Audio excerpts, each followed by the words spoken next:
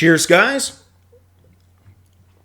Epyx911, welcome to the Monday, June 26th, 2017 edition of VR News. A couple of things before we jump into the news. Let's start with Echo Arena. So a handful of you guys messaging me about this game. Basically nothing negative, just positive, from really good to holy crap, it was awesome. So really good to hear about that. Also, was able to interview Danny. He's one of the co-owners for HalifaxVR.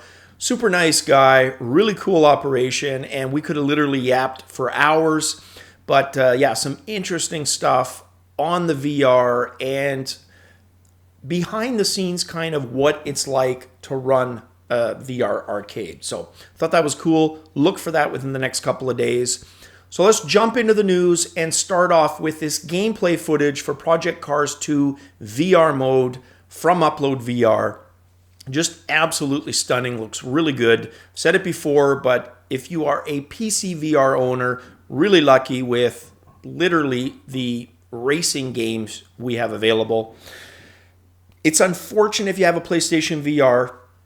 You know, the Gran Turismo was one thing, but take this game, for example, Project Cars 2. If the gameplay can live up to how fluid it looks and how good it looks, if it's fun, well, when it launches September 22nd of this year, Rift Vive users are in for a treat. It's the PlayStation 4 users, unfortunately, they're going to get shafted with basically just a non-VR version. Now, supposedly, they're at work to try to change this. Hopefully that's the case. I just wouldn't hold your breath. If it does happen, it's probably going to take a lot longer than fall of 2017. All right, and next, Skyrim, finally. Some he said, she said from somebody actually involved in the he setting and she setting.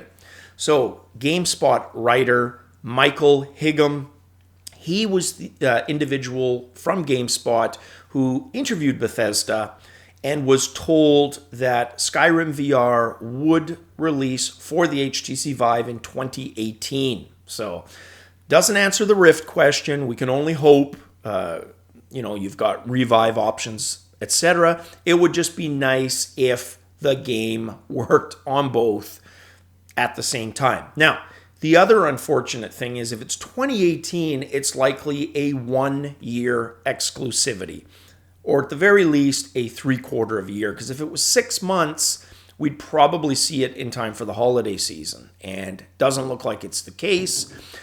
Looks like it's going to be a year, so summer of 2018. Now, will I get it? Probably, but I'm the player of Skyrim that Bethesda is really catering to. In other words, I bought the original, I beat the game, I continue to play it with mods. I do the same with the, extra edition that kind of modernizes it, brings it to 64-bit. There are a lot of players out there, they played the original, either beat it or didn't, and haven't looked at it since, right? But when you think the legs this game has, the fact that it's still being talked about 6 years later is pretty astounding. So hopefully 2018 is here pretty quick. Now, this next story, I wish it wasn't all face-palmy, but it is. And it's definitely schlock-worthy, guys. So let's dive into this one. The product. It is called Vive N Chill. I didn't make that up. It is actually called Vive N Chill. There's probably a video playing right now. You're watching this video and you might be mistaken for thinking you know where I'm going to go with this, right? Because the visuals seem to indicate a marketing strategy, right? And who knows, maybe that is their marketing strategy.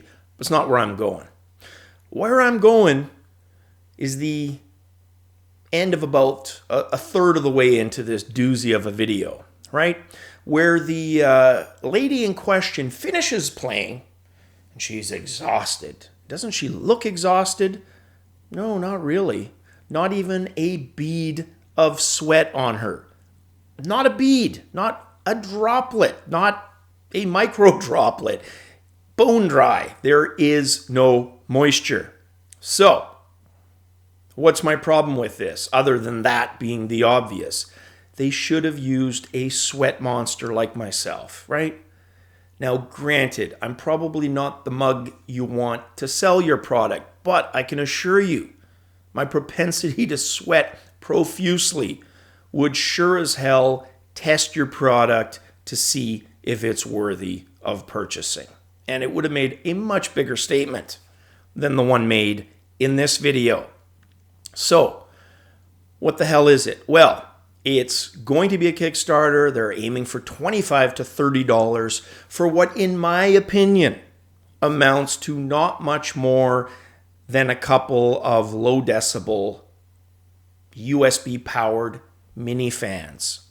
The kind that you can purchase on Amazon, eBay for $5 to $10 US.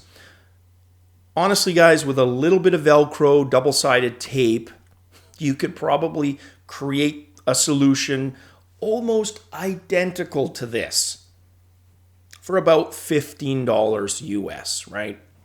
Without having to wait, without having to watch this video, without having to sit through any of that, and ultimately pay $30 to $50 in shipping.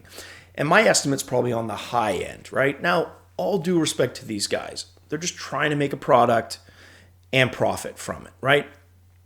I just wish they wouldn't have gone about it this way, because holy crap, cheesy and really not getting the point across. Like, there was a funny point there, right, with the guy with the air cannon, but no, I thought that actually made it worse. But there you have it. My 2 cents, like I said, personally schlock-worthy and not something I would buy. Your mileage may vary.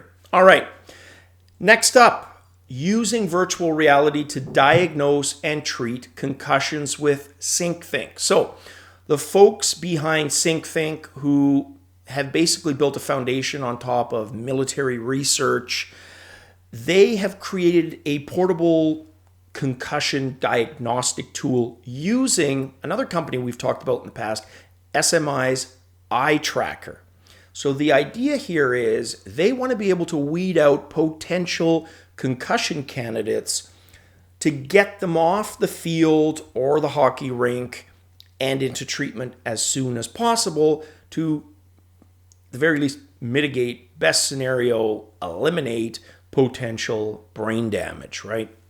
Now, lots of this, there's been, movies out about concussions in sports, and let's face it, the reality was, for many decades, up until the last couple of years, it was considered not macho to basically want to go off the field after suffering a concussion, or the ice, or the pitch, or whatever.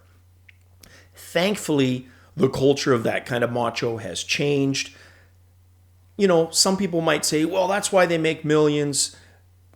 They know the risk. Yes, but there are things that can be done to minimize that risk. And whatever can be done, in my opinion, should be done. So, nobody wants to end a career at age 35 and barely be able to walk and form sentences, right? But unfortunately, for a lot of these athletes, that's exactly what happens when we have the medical technology to prevent that.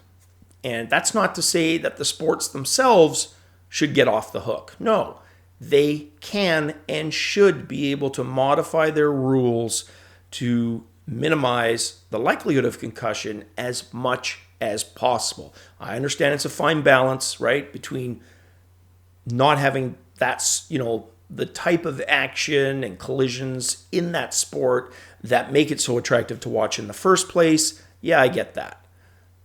But there's still room for improvement.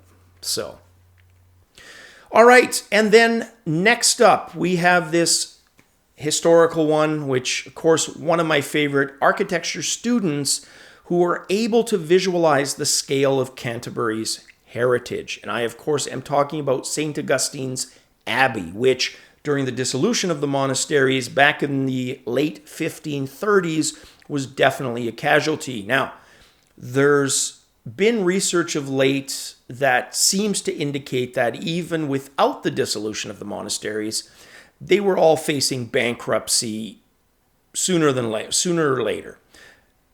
While that may be true, that doesn't necessarily mean that they would have been dismantled piece by piece as they were because of the dissolution, right? Like, take St. Augustine's, for example, brick by brick, it was pretty much taken apart. And if you look at the ruins of what is left now versus what these students, with the aid of VR, have been able to put back together, holy crap, what a contrast, right? And what a time travel trip to be able to do that in VR and see it stand once more. So very cool. Howard Griffin, program director of the MA in Architectural Visualization, along with 25 students, did exactly that.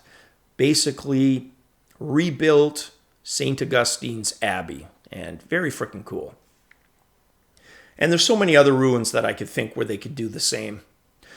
All right, guys, that is it. Like I said, expect the interview up within the next few days. The travel video, still a work in progress, which I haven't touched in many days. And an Exidy sighting. More on that. He is okay, though, I will say that. Hopefully this Gaming Friday. Guys, as always, cheers.